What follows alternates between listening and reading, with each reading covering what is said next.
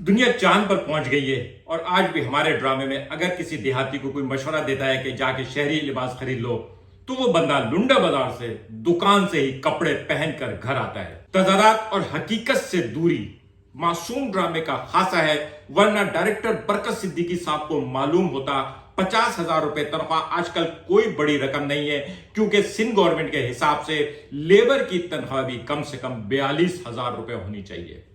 मासूम की किस्त नंबर 3 और 4 पे बात करते हैं।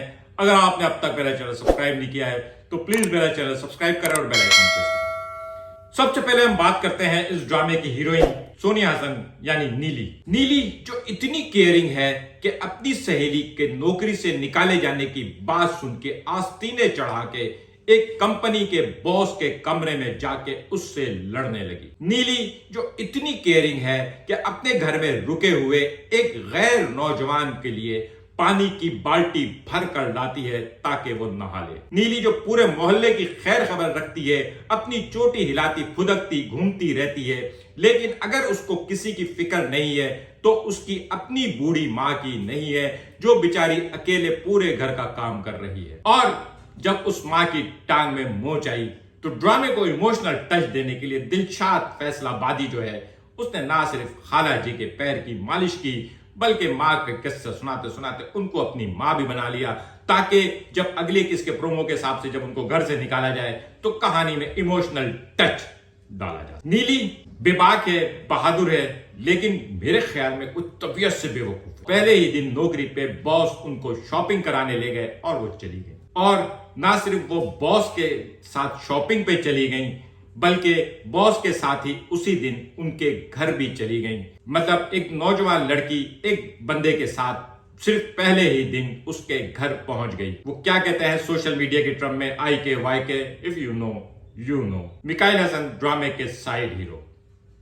जालिम इतने हैं कि खड़े खड़े नौकरी से निकाल देते हैं। कंजूस इतने हैं कि सेक्रेटरी को सिर्फ 50,000 रुपए तनख्वाह पे रख रहे हैं। ये 50,000 रुपए तनख्वाह सन 2018 से पहले कोई बड़ी डील होती होगी। आजकल 70-80,000 और इवन के 100K जो है वो बहुत नॉर्मल सी सैलरी है।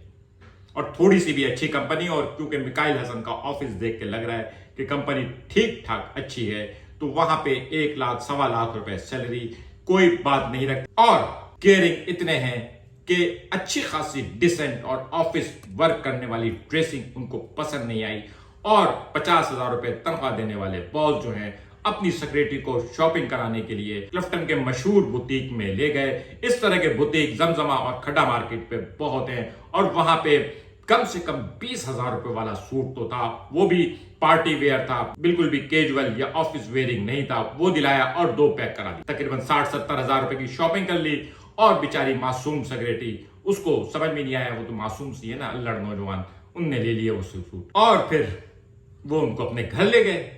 घर जाके उनको पता चला उन्होंने अपने बच्चे की केयर करने के लिए जिस लड़की को रखा है उससे मिलने तो कोई दोस्त आता है जिसको वो जानू कहती है। इस बात का इंकिशाफ उनके बेटे ने किया, और इस बात का इल्म वो जो इंतहाई अल्ट्रा मॉडर्न दादी नवीन नकवी हैं उनको नहीं था। अब वो लड़का क्या दीवार कूद कर आ रहा था कि दादी को नहीं पता और पोते को पता है कि उससे मिलने कोई दोस्त आता है।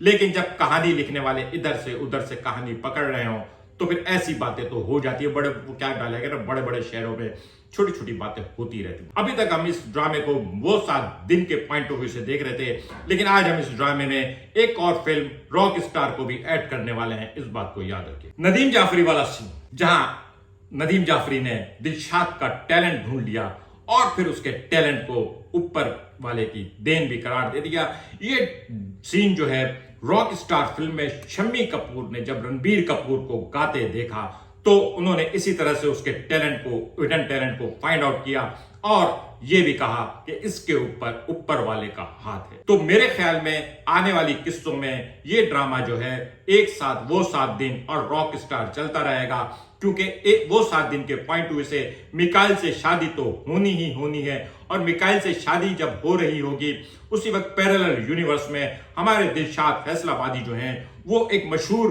पॉप गुलकार बल्कि रॉक स्टार बन चुके होंगे। उनकी वीडियोस वायरल हो चुकी होंगी, पैसा वैसा काफी होगा।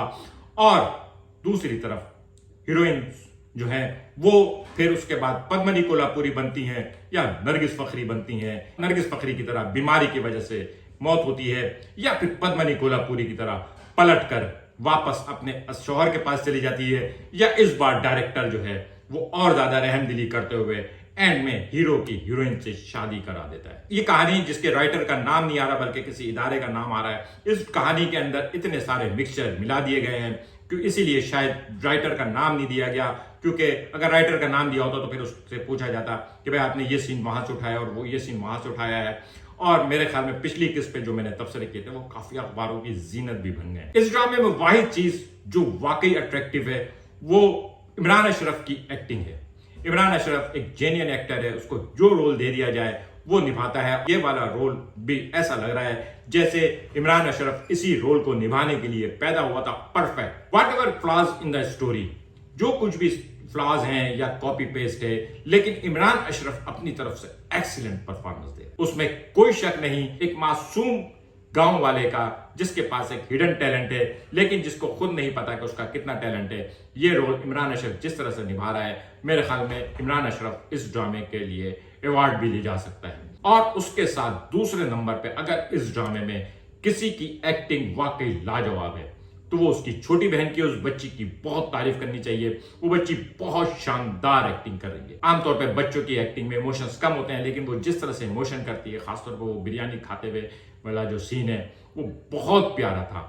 लेकिन बहरहाल इस छोटी सी बच्ची के अंदर भी डायरेक्टर साहब ने खलीलुर रहमान कमर की तरह एक सुरैया फुप्पो छुपा दी है, जो अपने भाई को डायरेक्शन दे रही है कि उसको इश्क हो गया है या नहीं हुआ है, और नीली के साथ उसको किस तरह से बर्ताव करना चाहिए, वगैरह वगैरह वगैरह। कहानी हमें अंदाजा हो रहा है कि क्या होने जा रही है। आज का व्लॉग कैसा लगा कमेंट करके बताइएगा। मिलेंगे अगले किसी व्लॉग के साथ। शुक्रिया।